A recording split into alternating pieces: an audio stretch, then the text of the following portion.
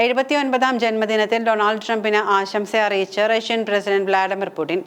Trump തന്നെയാണ് Putin ആശംസ അറിയിച്ച വിവരം ട്രൂത്ത് സോഷ്യലിലൂടെ അറിയിച്ചത്. ആശംസ അറിയിച്ചതിനൊപ്പം ഇറാൻ പ്രശ്നവും തങ്ങൾ ചർച്ച ചെയ്തുവെന്ന് ട്രംപ് വ്യക്തമാക്കി.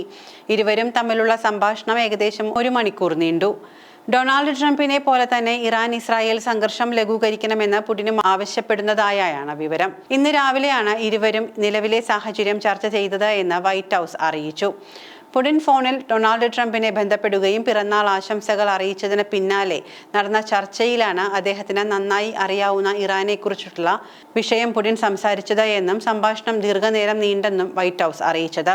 ഇത് സംബന്ധിച്ച് ട്രംപ് കുറിച്ചത് ഇപ്രകാരമാണ്: ഇസ്രായേൽ ഇറാൻ യുദ്ധം അവസാനിപ്പിക്കണമെന്ന് ഞാൻ കരുതുന്നത് പോലെ തന്നെ അദ്ദേഹവും കരുതുന്നു. റഷ്യയും യുദ്ധം അവസാനിപ്പിക്കണമെന്നും താൻ അറിയിച്ചു.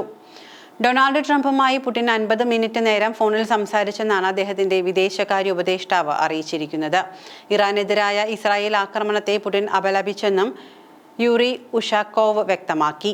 അതേസമയം ഇറാനെതിരായ ഇസ്രായേൽ ആക്രമണത്തെ അമേരിക്ക പിന്തുണച്ചു.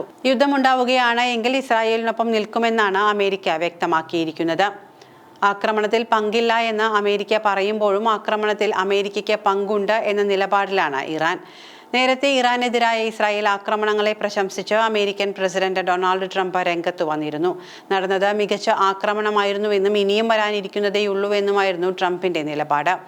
ABC ന്യൂസിന് നൽകിയ അഭിമുഖത്തിലായിരുന്നു ട്രംപിന്റെ ഈ പ്രതികരണം.